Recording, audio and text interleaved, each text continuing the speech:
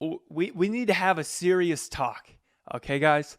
So a lot of people fail at product research, and it's because of this. All right? They go in and they see a hot trend. They see something and they're like, whoa, look at all that money. You see all that money being made? I see it. I see it. You see the dollar bill sign in there? I see it. Okay. And they think to themselves, if only, I could get that a little bit right there, I would be good, and that's what, like, a lot of beginners and even advanced sellers that I know will go after this little bit. They see money. I will go for that. But what they don't look at is all the other important things of that market.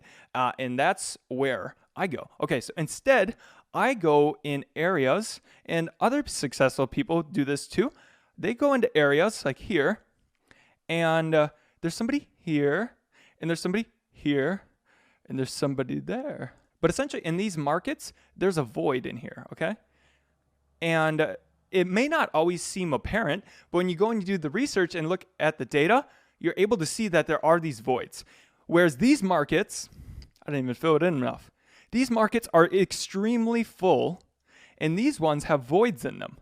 How do you find these ones instead of these ones? Well, it's all based upon consumer needs, which we'll talk about in a little bit. This one, though, okay, so essentially, these ones that are really full and hard, and everybody's like, God, I wish I could have that.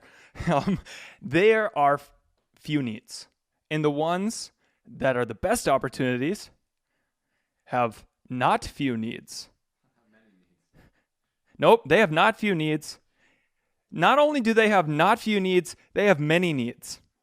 Okay, let me illustrate that for you. It's actually very simple. So essentially, let's use my favorite pet glove example. If this is your first time hearing about the pet glove, it won't be your last.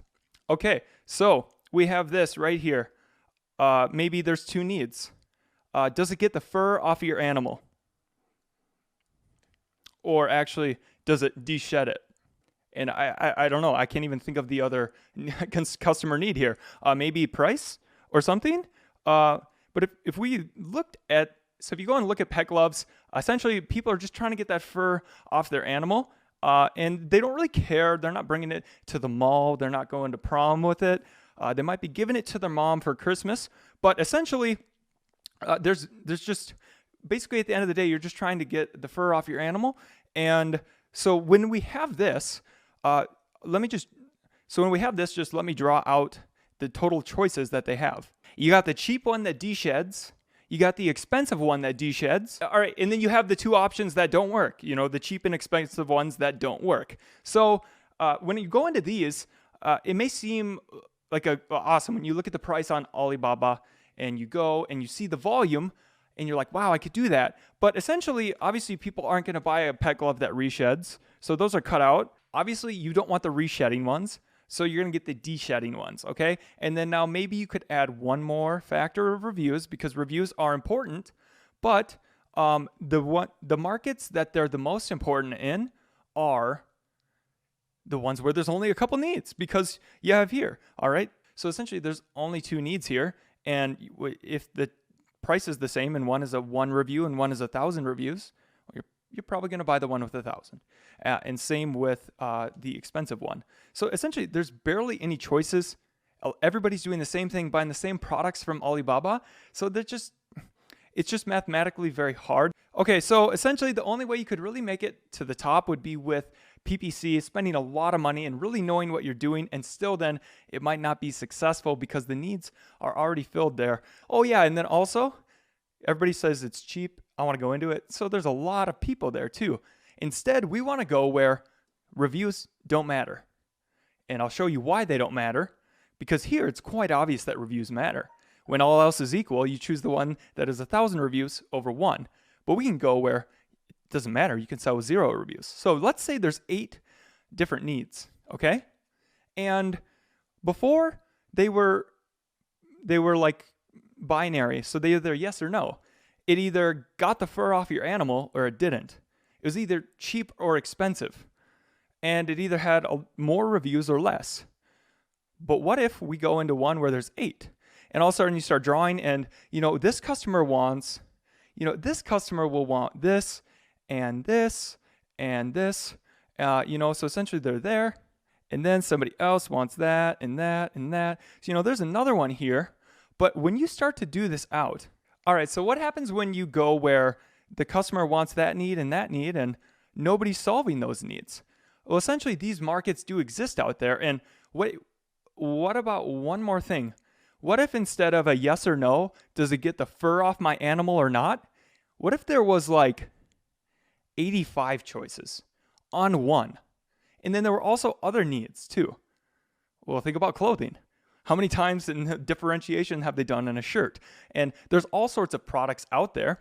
Or the other thing is, what about bundles?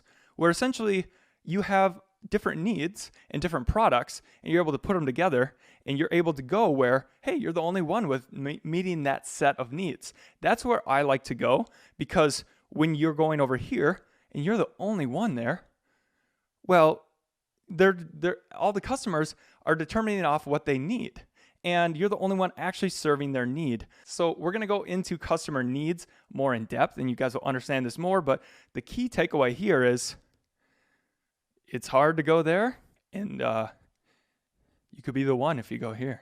And it's not as hard to go here. All right, guys. So when you go up here, it's pretty hard. You need money. You got to know what you're doing, and there's no guarantee for success. But if you go where there's just a crazy amount of choices, even if there was like 2 at each one of these, you could multiply the math out, and there would be thousands of choices, because nobody will ever have all their needs fully met. So go into these markets where you can get a multitude of needs. So I was just thinking about this as I was blow drying my hair, actually. What most people are doing in the summary of this whole methodology is there's 550 million products on Amazon, and everybody else is saying, which one of those? And everybody else is saying, which one of those should I copy? And I'm looking at it and saying, there's 550 million products on Amazon, and what products aren't? And that's what the whole key behind this is.